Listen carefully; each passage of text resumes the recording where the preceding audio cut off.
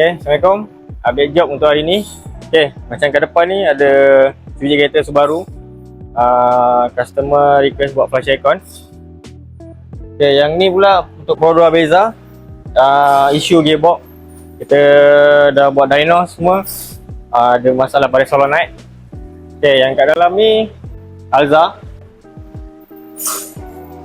Okay, untuk Alza ni basic service lepas orang beraya. Okay, untuk kereta produk Viva, yang ini masalah fuel pump lah. Kita checking memang fuel pump problem. Untuk kereta Odyssey, ini pertambahan job.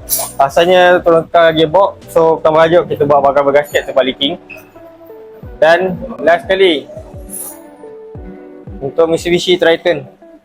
Okay, untuk Triton ni isu dia alternator, water pump dengan minyak clutch puli kipas lah.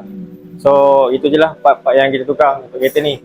Okay, sebarang pertanyaan ataupun nak tanya apa benda dengan servis ke, check ke, boleh ke datang AF Auto Care Bandar Penawar dan juga Petronas atau Export Kota Tinggi.